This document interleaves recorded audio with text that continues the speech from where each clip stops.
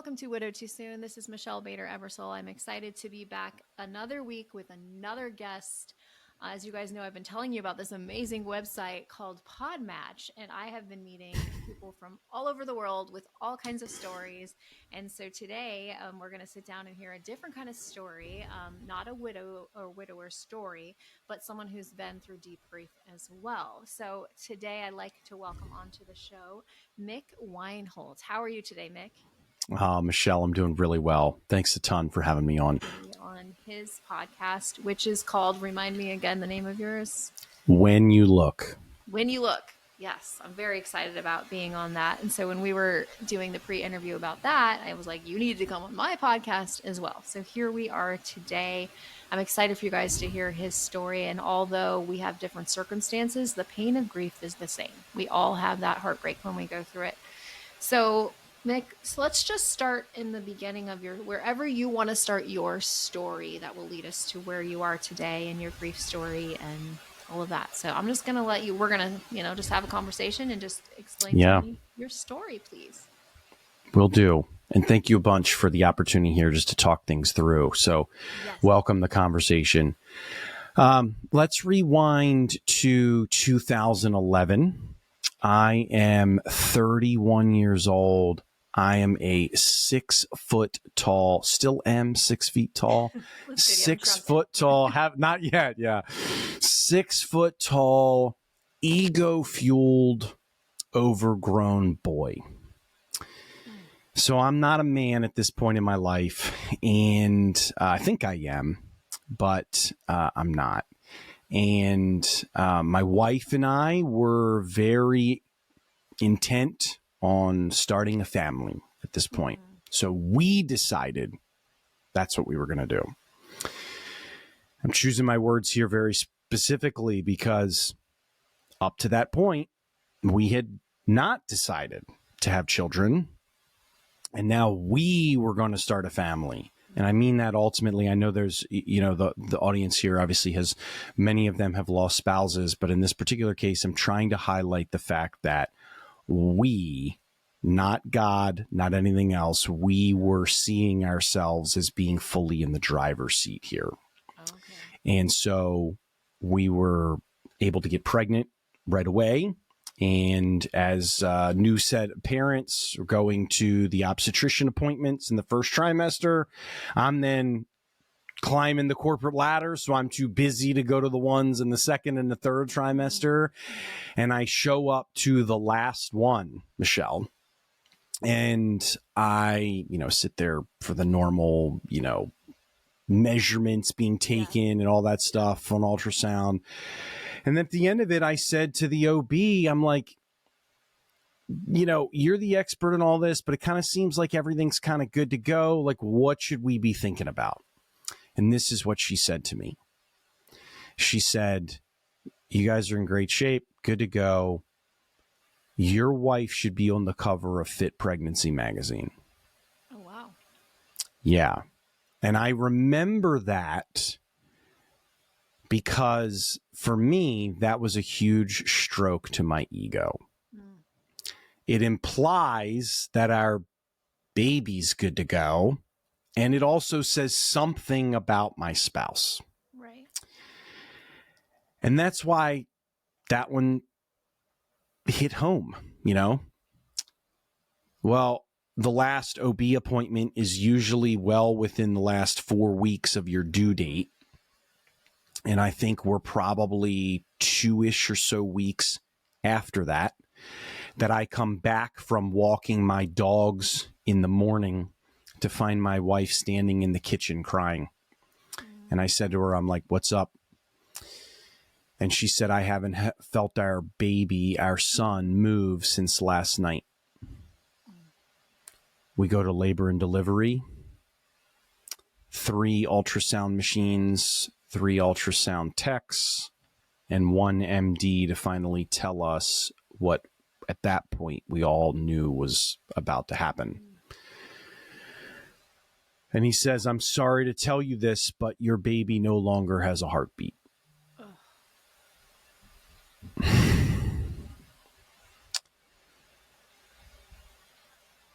So that's when the grief started. Yeah. That's when our life changed irreparably. Yeah.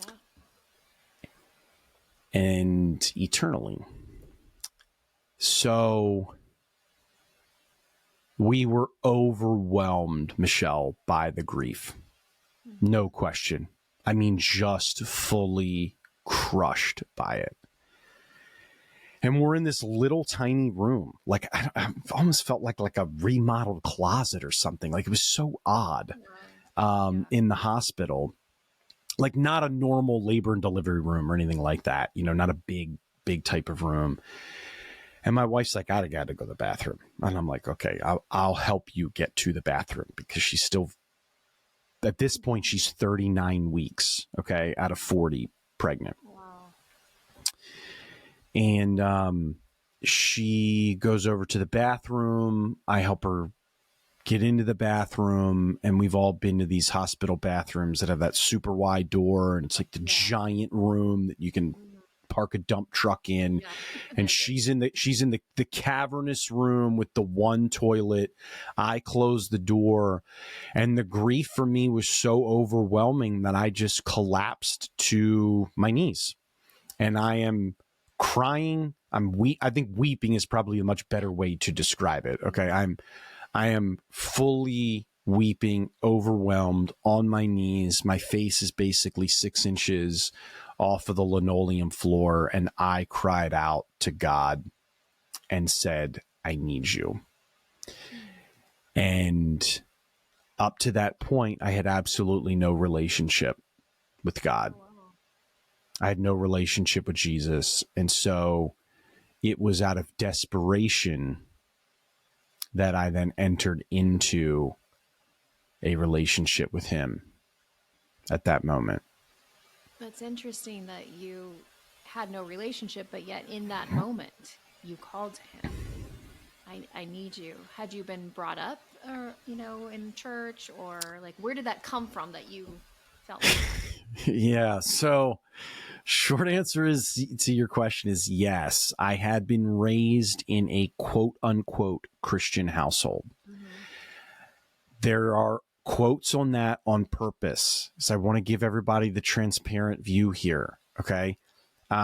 There was discussion about God in my family growing up, and there was a continual and common set of behaviors that I saw occurring that did not match up with anything that I was told God and Jesus were about. There was constant fighting. I learned every 4-letter word at the dinner table from the arguments. Okay.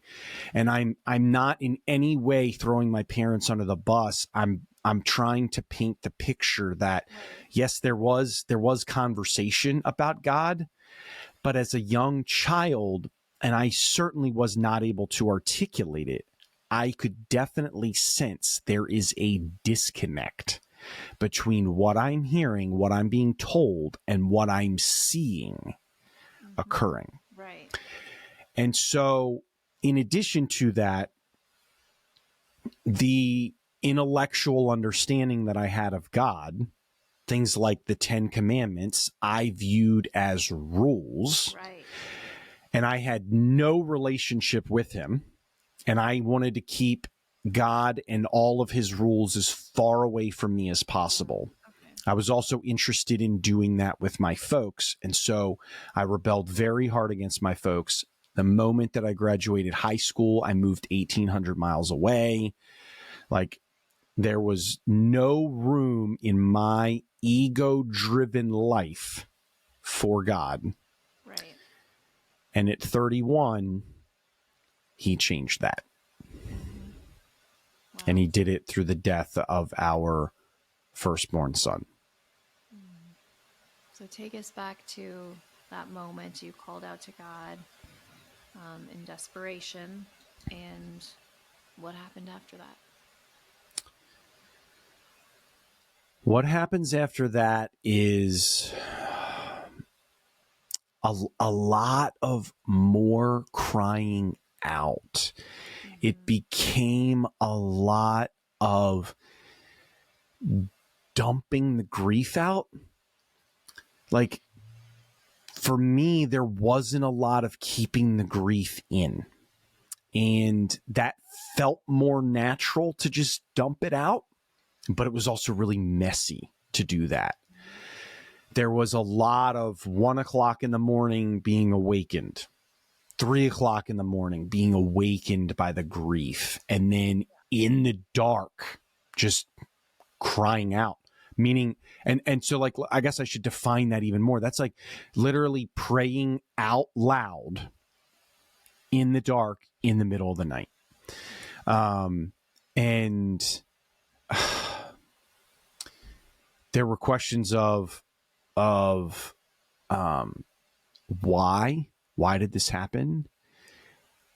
But for me, it was a little less shaking the fist why, and more of like, why did this happen? I don't understand, more so than like, why did you let this happen to me, kind of thing. You know what I'm saying? Like, yeah.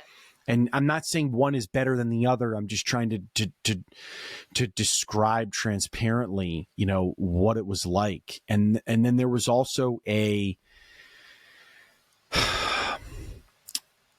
filling in a way. Like there was a wrapping up. Like I began to experience God's love and his care. And it's very tough to describe, but in the process of that, like of all of the grief, he began to teach me that what I thought was a Luke-shaped hole in my heart was actually a God-shaped hole. And he did that in large part with the miscarriage of a baby 6 weeks later. So we get green lighted for intimacy. We got pregnant right away with the first baby with Luke. We got pregnant right away and then like miscarried at like the 6 or 8 week mark. Oh my goodness.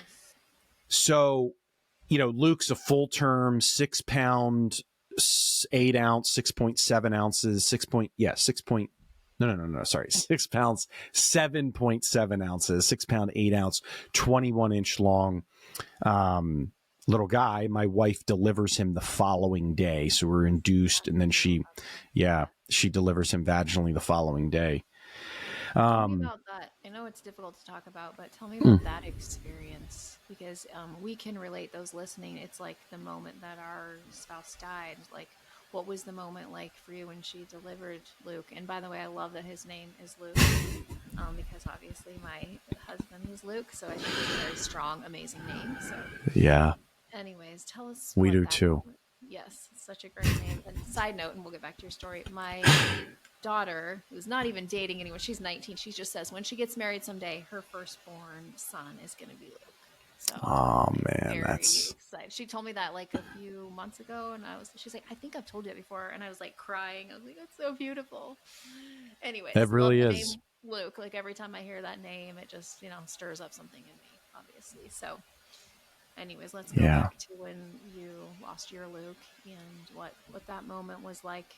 Because as a mother who's always had full-term pregnancies and never experienced this, I can only imagine, just like people who haven't been in my shoes can't imagine, like imagine what that pain must have been like to like go through all of your pregnancy, see your baby, but your baby's no longer there. So tell us about that.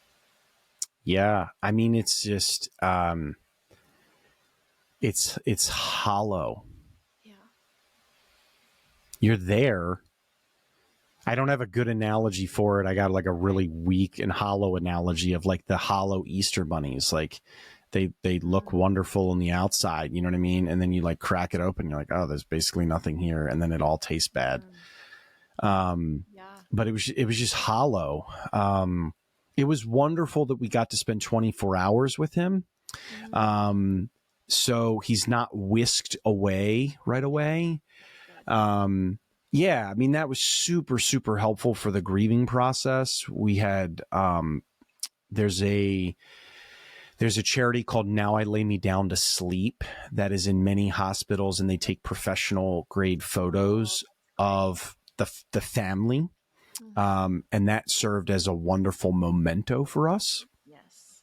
But coming back to the point of hollow, we have no idea what color Luke's eyes are because he never opened his eyes. We have no idea what the sound of his cry was like. And I mean, that sucks. Yeah.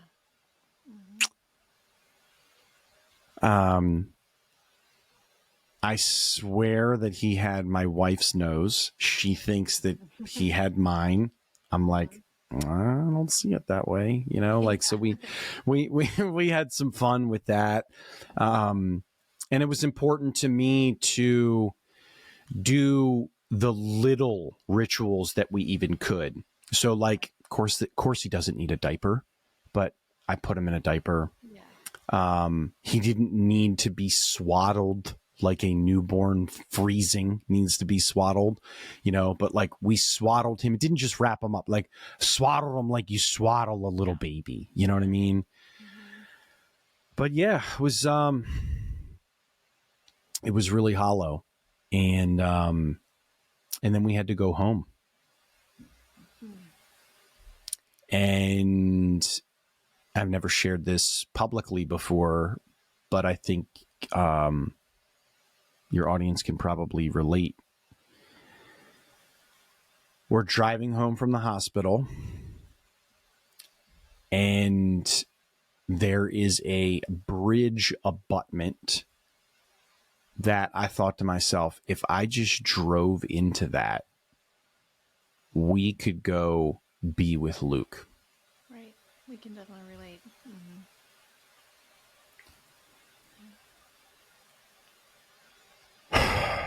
I didn't do that, obviously. Yeah. But I'm not making that up, like that's a real thought. That's a real contemplation. Many people listening will relate to that. I felt similar things, and so have many people I've talked to. So I think your transparency in that is good. We can relate to that pain of like, I don't even want to live. Like everything is gone. I explain grief like the very beginning is like there's nothing you can even look forward to. It's just like nothing sounds good. Nothing. Oh, that's why it's like, can I even make it through this moment? Yes. Like not even the rest of this minute. Yeah, no, it's like second by second in the beginning. Yeah. Now I'm curious, when you cried out to God, where was your wife, like her relationship with God? Did she have one, or did you guys go through this process together? Like, where was she in this? No, she did not have a relationship either. I would say that she had a tiny bit more openness than I did because in the 2-ish or so years prior to getting pregnant, she had suggested that we go to church, and I flat out shut that down. But I can also remember me saying, we need to pray.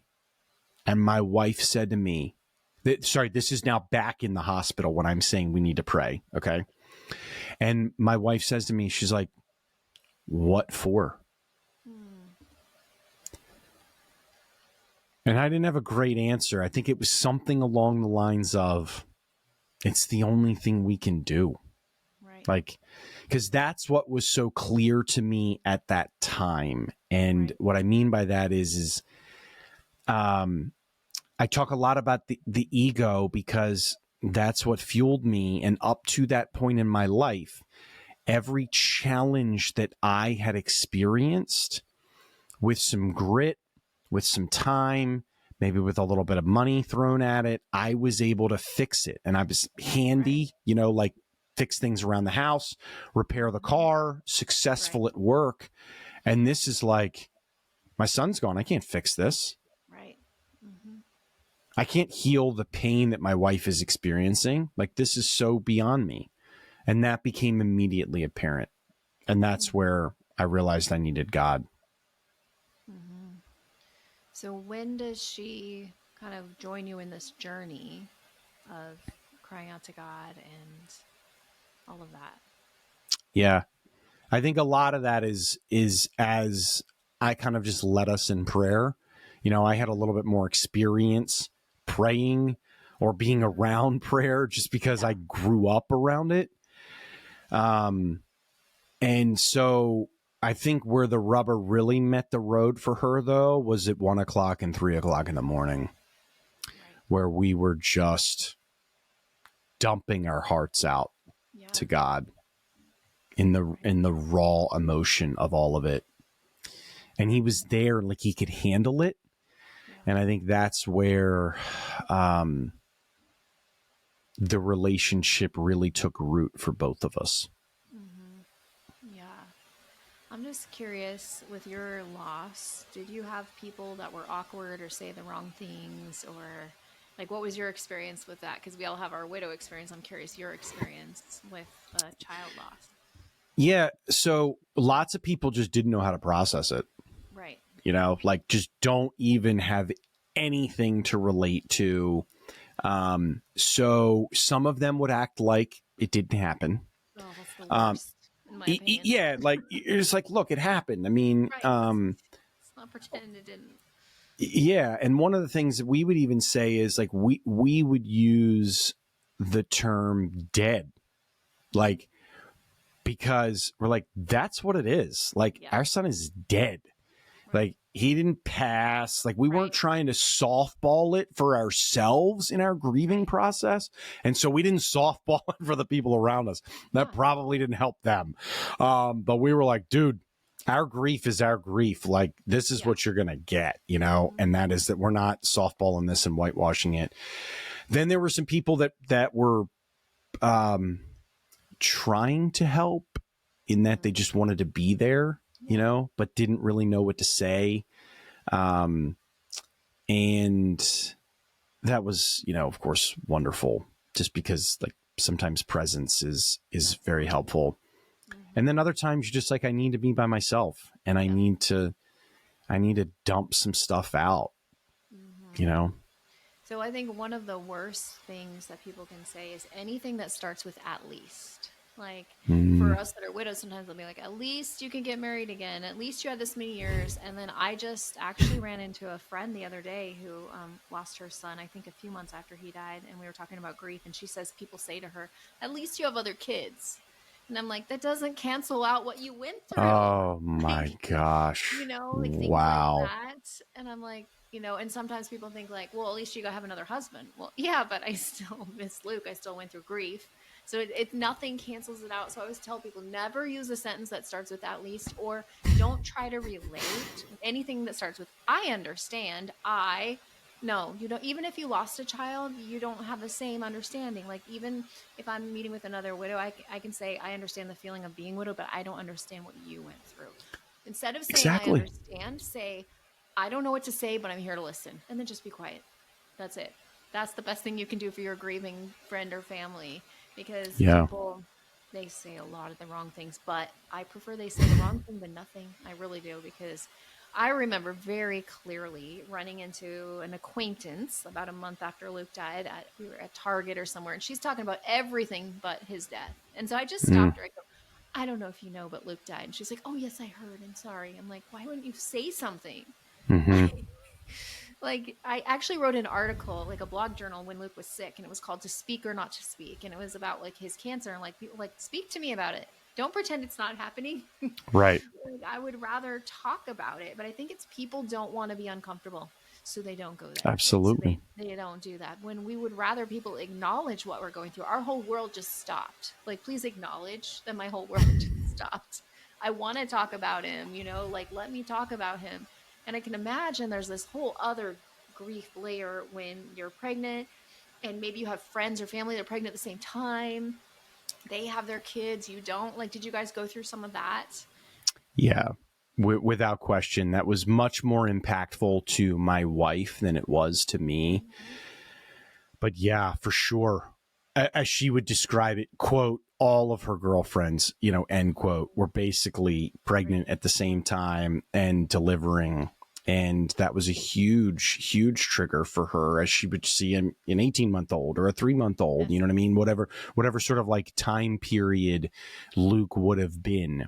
That was incredibly triggering for her, But I had my own triggers, not to make it all about me, but like I had my own things, like military movies. I wasn't in the military, but lots of respect for the military. And so I often wondered, I was like, maybe Luke would have been more of a man than I was and could have gone into the military, and maybe he would have been a man of character and a good warrior, you know what I mean? And so military movies just undid me. That is a bit more past tense now, but I mean, we're talking 13 years ago. So like, this is, the grief changes over time. But yeah, like Act of Valor was in the movie theaters at the time, like months after Luke has died. And I could barely leave the theater at the end. I was weeping so badly. Made it to the car, called my brother, who was 2 time zones ahead of me. So it's like 1:00 in the morning, his time, because I couldn't even talk to my wife about it at that point. It's like, it's different. The guy guy needs to relate to guys in that particular way. And I certainly did talk with her about it later, but I just needed to process and emote with my brother about what could have been. Right. And grief has secondary losses. It's not just like their death. It's like all the what could have been. And especially in your case with a child that you never got to see all these things, like what would he do? All of that. So I'd like to know more about, after you guys, you're crying out to God in the middle of the night, kind of what happened from there. And did you guys have a service for Luke, or how did that work within newborn? Yeah, so we chose to have Luke cremated, but we had a memorial service for him at a church that we had zero connection to, right? Because we don't have any relationship to anybody. And that was tremendous in our healing process, because it opened us to a church community that welcomed us in. And one of the things that the church offered, probably not it was a regular offering, but it happened to be not that many weeks after Luke died. And that was a program called Grief Share. Oh, yeah. And it was funny because the people at church that told us about it were like, you guys should probably wait and go through it the next round. We were like, we ain't waiting for that. Like, we are in, like, we are in this thing. Yeah. And we got into that, and it was so tremendously helpful for us, Michelle, because we got to be in community and hear of other people's losses, and see that there was loss beyond ourselves. And it, didn't diminish our loss, but it helped us see that we were not the center of the world of loss. Right. And that was really helpful. Like in the same way that, like, when people say, like, when you're really feeling selfish, the best thing you can do is go serve somebody else. You know what I mean? Take the attention off of yourself. It is somewhat analogous to that. I mean, I remember sitting across the table, or the room, the couches and all that stuff for this guy, Bill, and Bill's there, and he's been in Grief Share many times. He's one of the smaller group facilitators. And Bill lost his daughter when she was 20, and she was 20 minutes from home. She'd been driving home from college, fell asleep at the wheel, and died. And he's saying to me, I can't believe and imagine your loss. And we're turning around and saying the exact same thing to him. And I'm like, dude, I never even heard my son cry. Here you have a 20-year relationship with your daughter. Like the amount of memories that you share versus what we share. Like your grief is bigger than my grief. And he's like, your grief is bigger than my grief. You know what I mean? And exactly. And that's also what we then began to learn. And it's like, in the end, Michelle's grief, Mick's grief, they're the individual griefs. And that also then allowed my wife and I to be really clear with each other that she was going to experience grief in her way. I was going to experience it in mine. And that we agreed to let the other person grieve. You know, and there were days when she was a wreck and I was okay.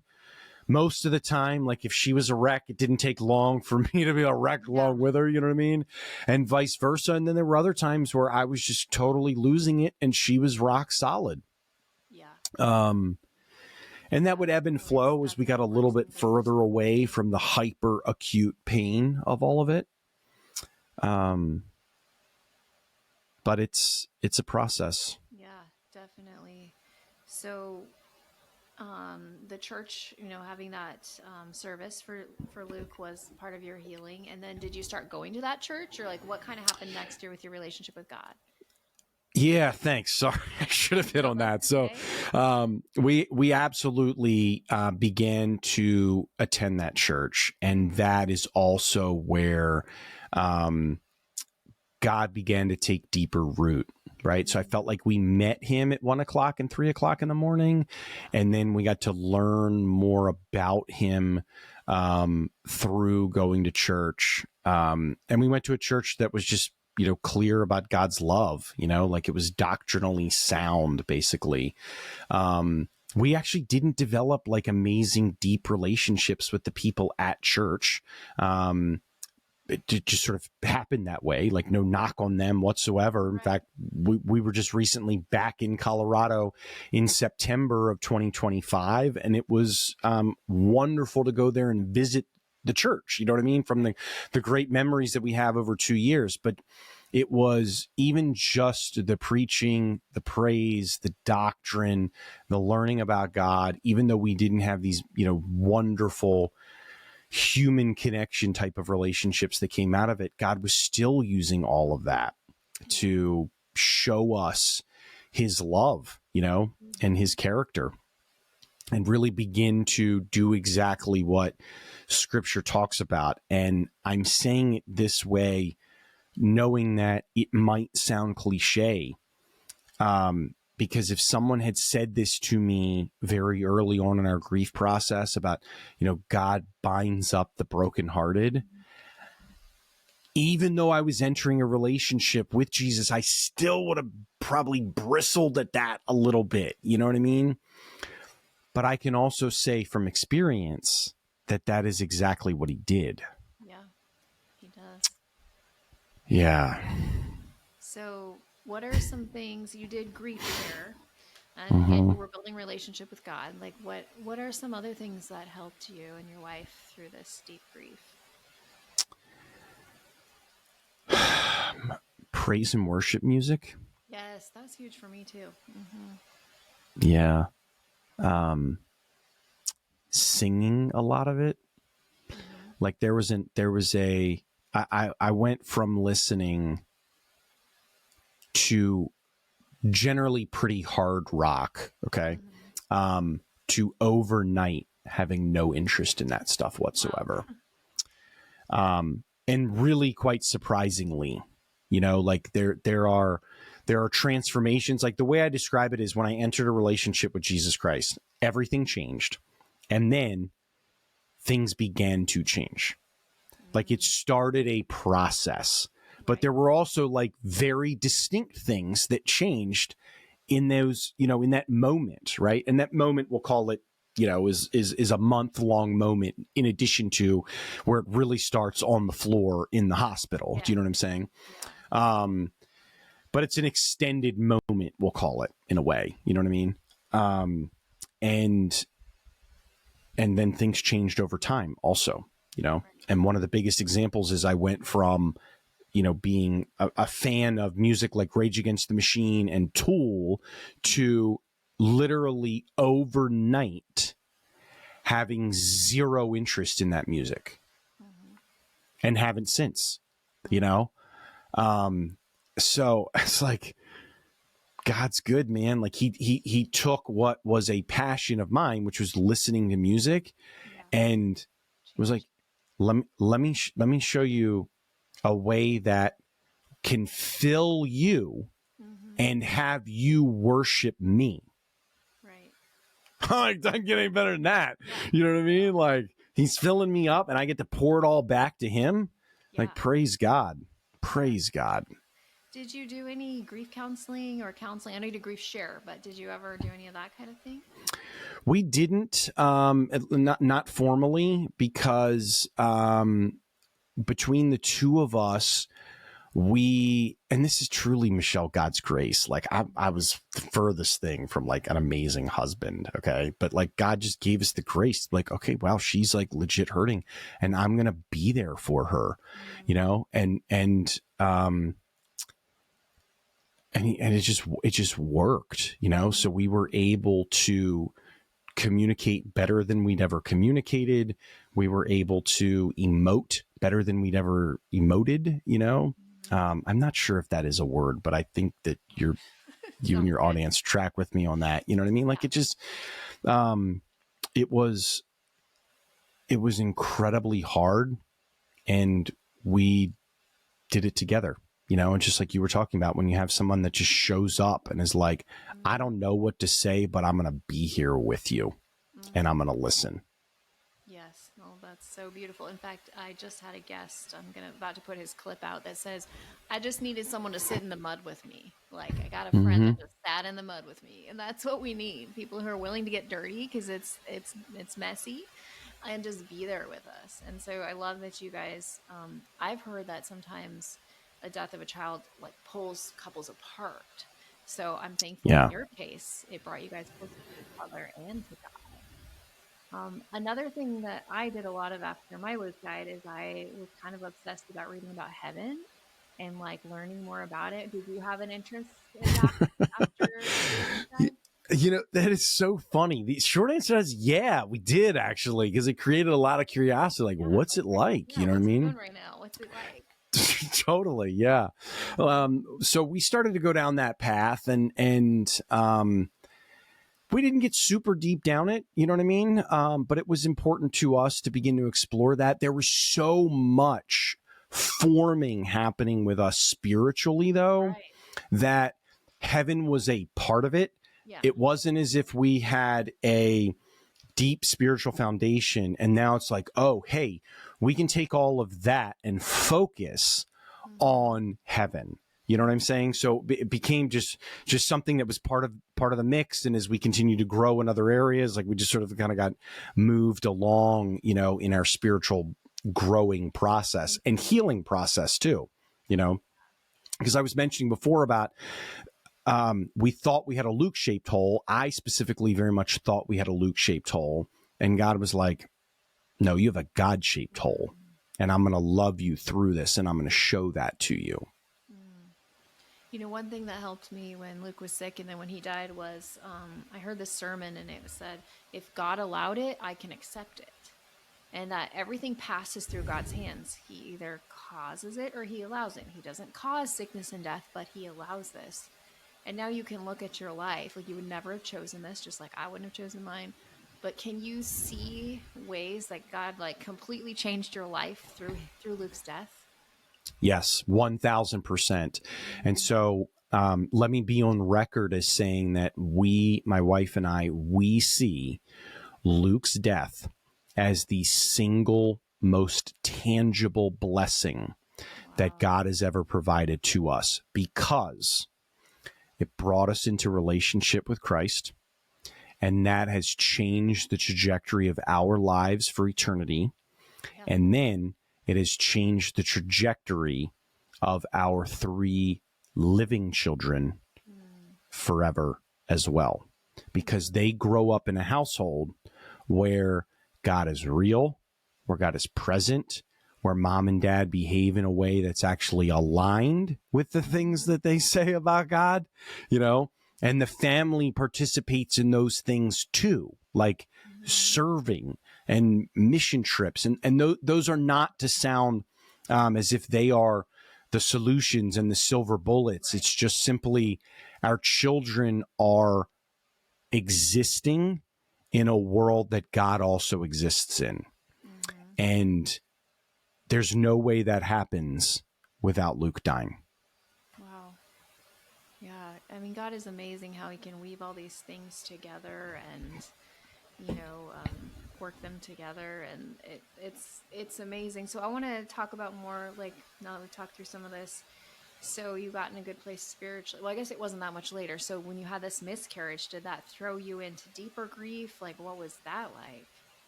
Yeah. Oh, man. I think this, again, is just more grace from God because it happened so early that it really just was folded right into Luke's grief. Yeah. So it didn't because Luke's grief is legit overwhelming. You know what I mean?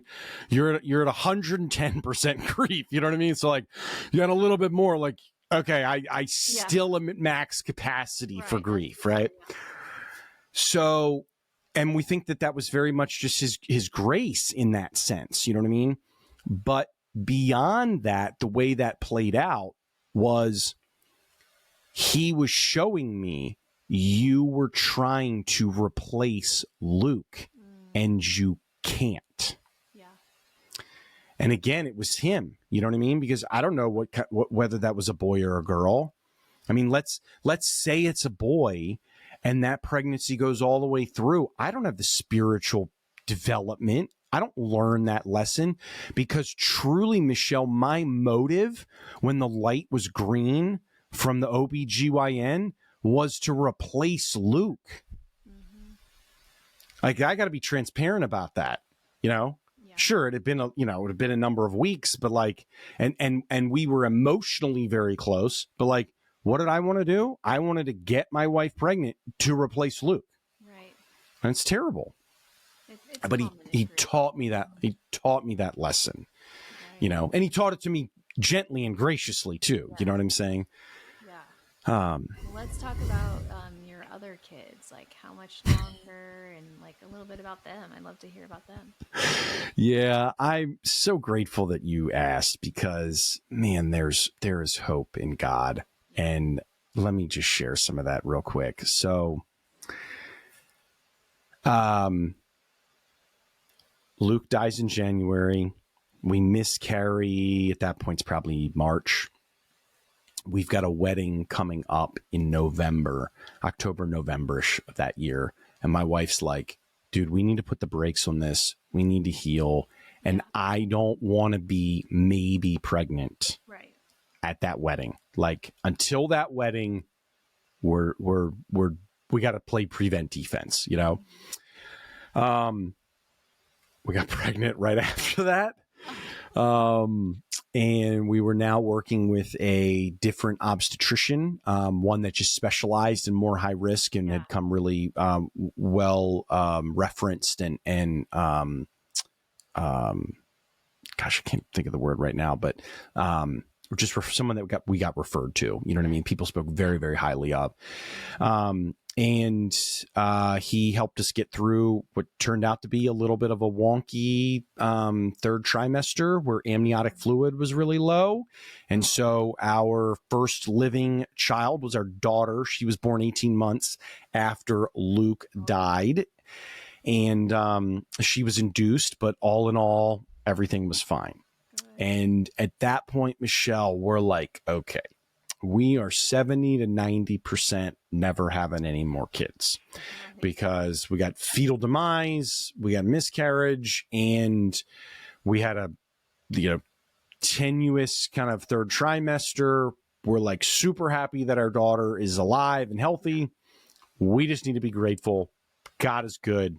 That's that. And about 4.5 years go by, and separately, my wife and I both got these little nudges about getting pregnant. Yeah. So I brought it to her, and I was like, this seems really weird. I know we've never been 100% on no, but I'm just kind of bringing this up. And she goes, I've actually had a similar feeling that there's an empty seat at the table. And she goes, but to be clear, I'm not talking about filling Luke's seat, like, because we'd been really transparent about all of that. She's like, I just have the sense that there's an empty seat at the table. So we're older, legitimately, at least to some small degree, wiser. So I'm like, okay, well, we're going to bathe this in prayer, but let's also go establish a relationship with a high risk OB, because now we're both well beyond 35. We live in a different state from where we lived when our daughter was born. So God blessed us with that relationship right out of the gates. We were good. We continued to bathe it in prayer, and we felt like the Holy Spirit was telling us to try to get pregnant, basically. So going back to our history, we knew that we had had consistent success getting pregnant. We didn't assume that that was going to be the case, but we knew we've got a track record of being able to get pregnant right out of the gates. Okay. So my wife says, Michelle, she's like, given that, I want to avoid January as our due date month for getting pregnant, like as a result of getting pregnant. Yeah. I was like, okay, I'm not the brightest bulb, but I can do the math on that. Yeah. You know what I mean? We can play prevent defense until that. And we did the math. We got pregnant right away. And we go in for the 10-week first appointment. And that is, at least in, protocols from 6 years ago, they're probably similar now, but that is an in utero or internal sonogram and not an external one, because they can see things more clearly. And as in quite the unexpected turn of events, we see that there are 2 babies. Wow. In my wife.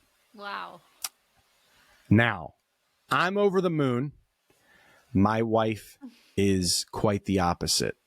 And we talked about it afterwards. And she said to me, she goes, you don't have the risk. I have twice the risk now. Right. And I was like, oh man, I totally get that. But I want to round this story out, and I'll make this brief. But the 40 or the due date avoiding January was all based upon 40 weeks gestational, which is normal time frame. Okay. And in a high risk obstetrics practice, when you have a high risk mom with multiples, their standard protocol is that they come out at 36 weeks. Right. And we all can do the math on that. That's 1 month difference. So our due date goes from February to January. And my wife is like, no way, we can't do this. So she has numerous strong conversations with the OB about it. Like there's tension about this. Okay. And the OB's like, no, they're coming out at 36 weeks. And my wife is like, give me 1 more week. That puts me into February. She's like, no. So they're back and forth about it over many visits. I'm bathing this whole thing in prayer. We both are. And the Holy Spirit shared with me. He said, you tried to control this and you are not in control. I am giving you 2 living children, and they will be born in the month of January, because I am redeeming Luke's death. And then Michelle, this is what he ends it with. He ends it with, and you will tell this story so that I will be glorified. Wow. So I went back to dude, that's amazing. Dude, first off, that the God of the universe would literally be that clear to me. Yeah. Okay. And he was. And I went back to my wife and I was like, honey, this is what I got from the Holy Spirit. They're going to be born alive. You got to knock it off with the OB because they're going to be fine.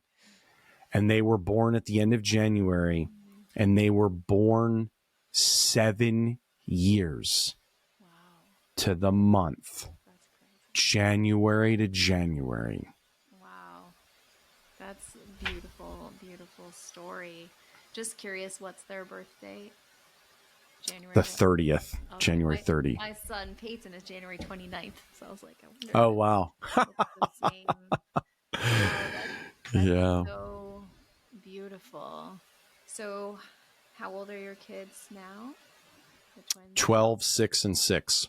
12, 6, and 6. Oh, I love that. And do you tell them about Luke? Like, do you guys talk about absolutely. Yeah, we celebrate 100%. Yep. Yeah. Well, we make it a point that Luke is involved when appropriate. You know what I mean? Like, we'll talk about, like, you know, if we're doing a family prayer and my wife and I are praying for all the kids, like, we'll be thanking God for Luke and for, you know, the other 3 names. But I say that because they need to be aware of him. But I guess they still have their own lives, you know what I mean? And like, they're not, and we, by God's grace, are not burdened with Luke's loss now either. You know what I mean? So it's joyous when we talk about him, you know what I mean? And we kind of do that with some degree of regularity. We celebrate his birthday every year with chocolate cupcakes because I love chocolate, blue icing because he's a boy. You know what I mean? And the cool thing is that now our daughter, who's 12, she's very much gotten into baking. And so she will actually like make the cupcakes. You know what I mean? So like, that's really, that's kind of neat. Yeah. So how do you answer the question when people say, how many kids do you have? What do you say? Yeah. Situationally dependent. Okay. 60% of the time I say 4 kids, 3 of which are living. And then the other 40% of the time I will tell them that I have 3 kids. Yeah, it depends on whether or not I just get a sense that, like, okay, was this just super duper surface? Right. You know what I mean? And I'm never going to see this person again and don't really have a lot of interest in going even the slightest bit below the surface, then I've got 3 kids. You know what I mean? Right. But if it's like, I'm going to probably see this person again, or just have a sense that, like, yeah, there could be more to this. That's like 4 kids, 3 of which are living. And if they want to engage with that, great. I don't need them to engage. Yeah. I'm just, from my perspective, I'm answering your question factually. You know what I mean? Sometimes it takes us to a really wonderful spot. A lot of times there's no change, no impact to it, but it's like, you know, that's that. I can relate to that in, like, it's always awkward, like when Joel and I, my current husband, meet people and they go, how long have you been married? And they're expecting us to say 20 years or all these things. And if I'm like 2, then we have to go into it. And some days I don't feel like going into it, and I don't feel like saying I'm widowed and do the whole story. So I can relate in that sense that I don't always want to talk about it. And it just depends on the person and do they really care? So exactly. In that sense. What do you think, if you could pick one thing that has been the biggest difference in your grief that has helped you the most from the day that Luke died until now, what would it be? I know that's kind of a big question. Well, I'm just trying to figure out, do I call this one or do I call it 2? They're really closely related. And that ultimately, I'm just kind of playing semantics in my head. It really comes down to letting the emotions out.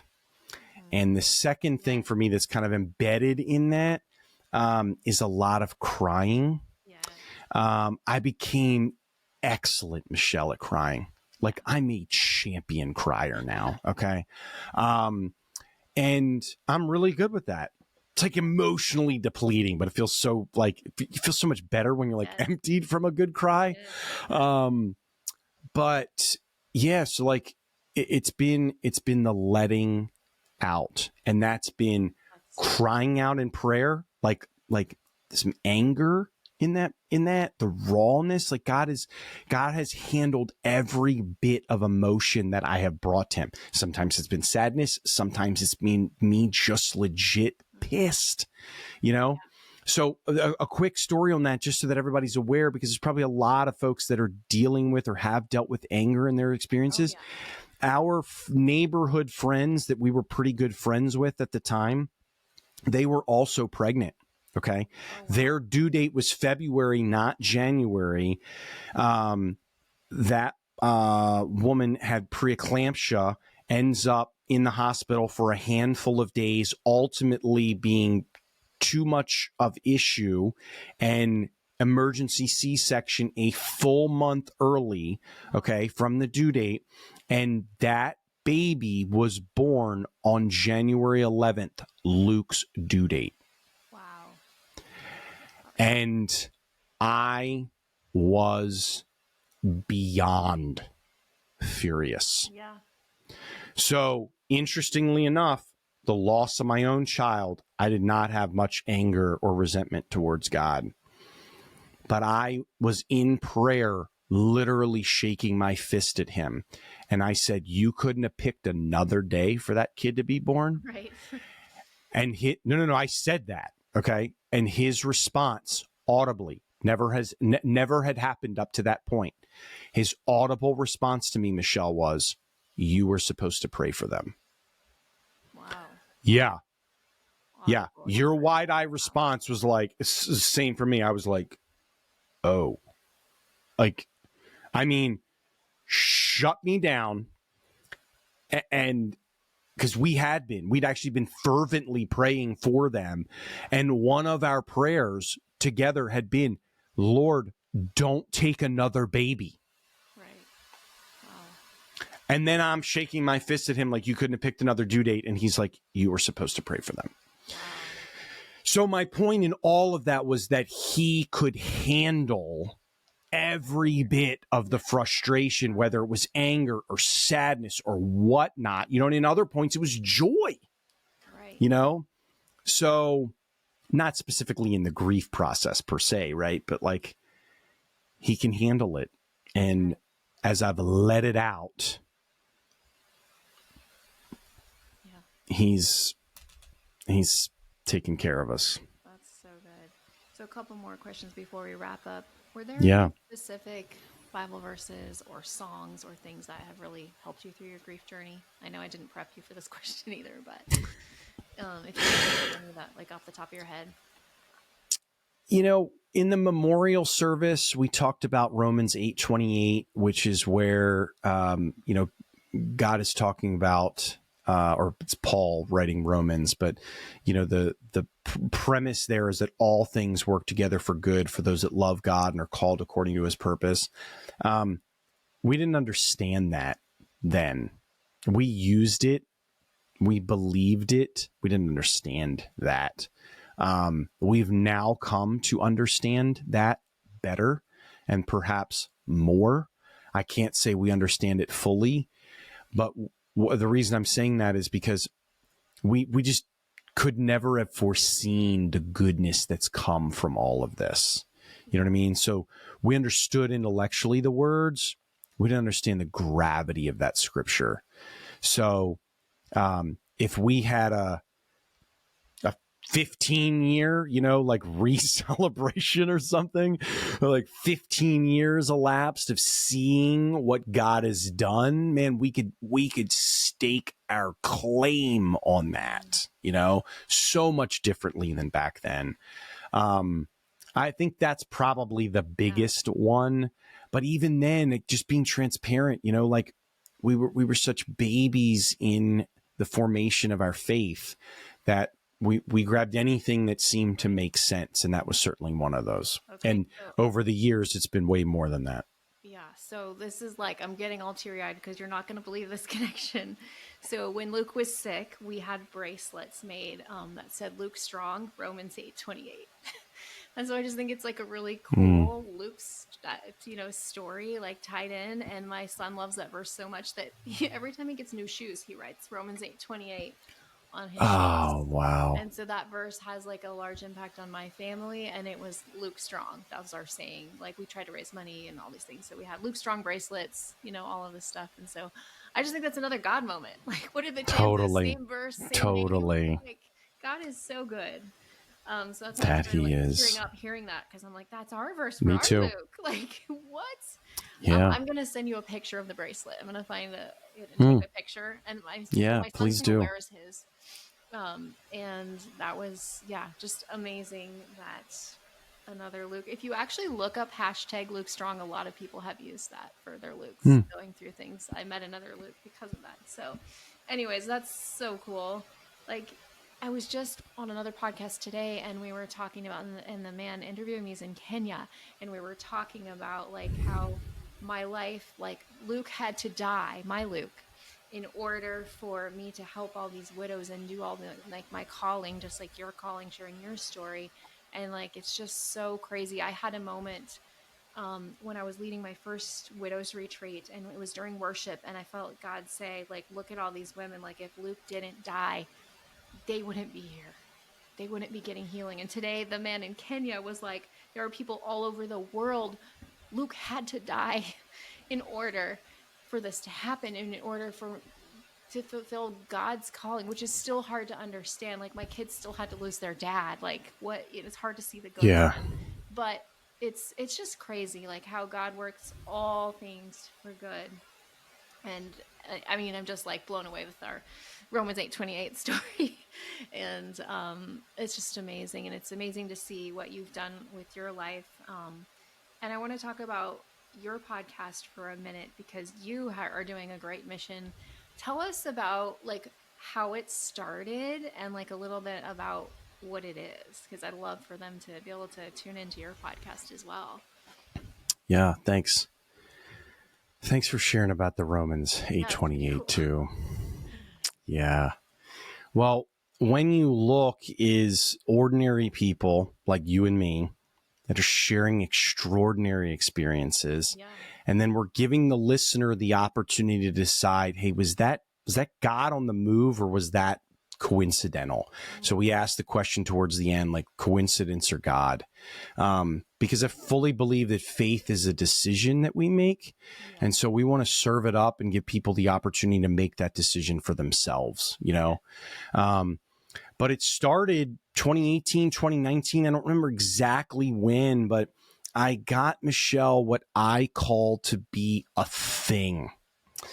And that thing was sort of like this deposit. Like I got it in me and it was one word and it was testimonies. Okay. And I'm like, I didn't have a thing.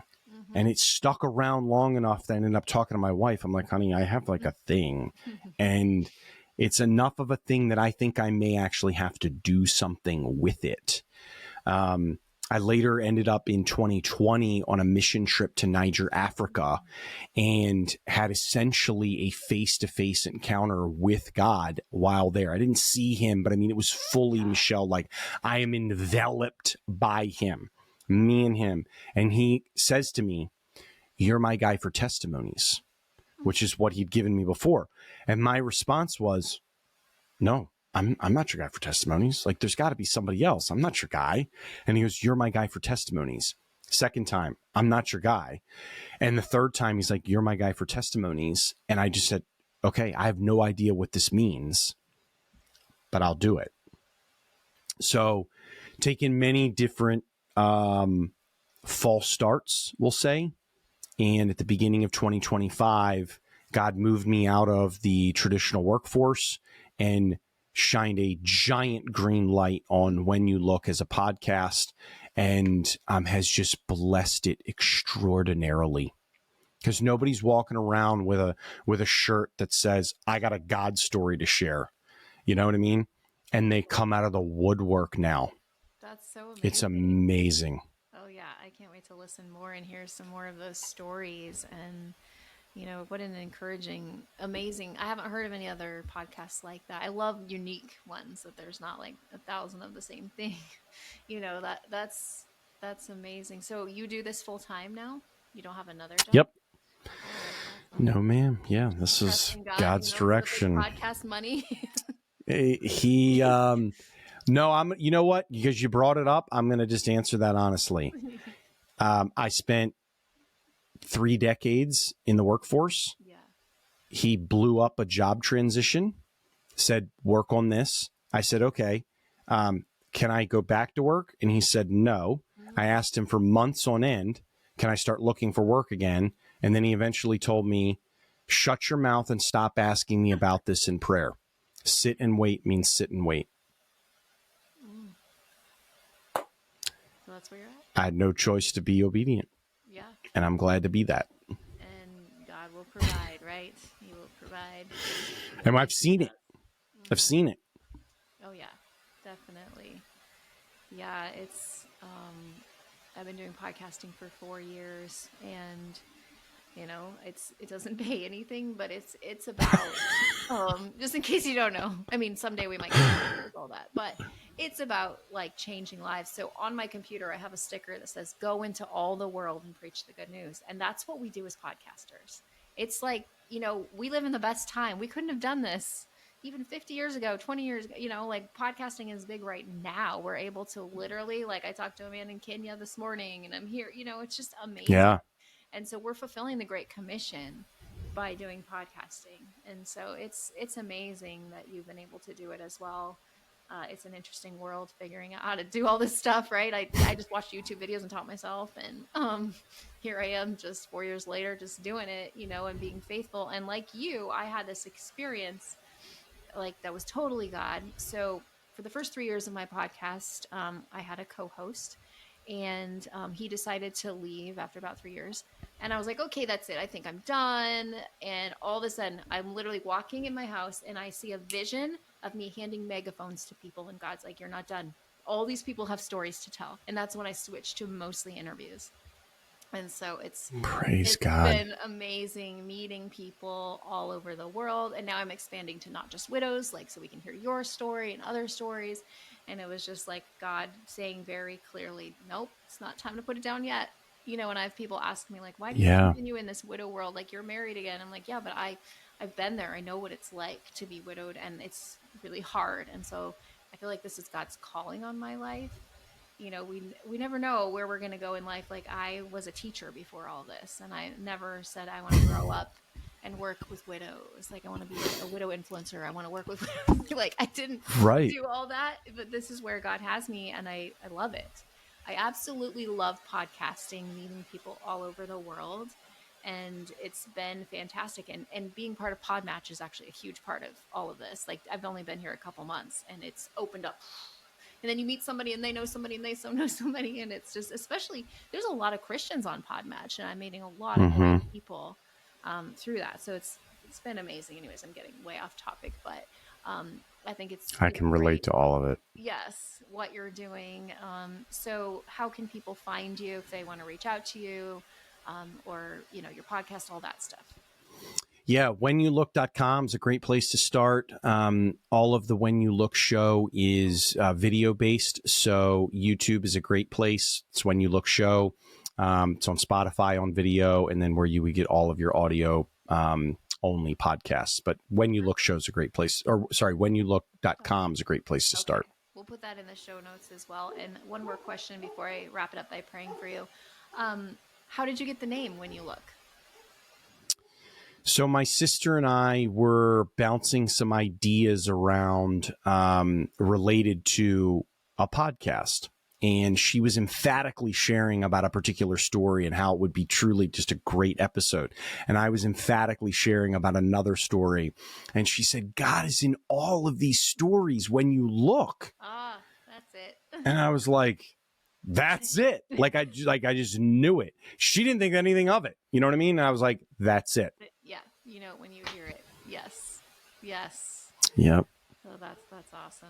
Well, I'd love to pray for you, but I wrote this down to ask you, what's your wife's name so I can pray for her as well? Allison. Okay. All right. Yeah. Is it okay if I pray for you and the audience? Yeah. Praise God. Absolutely.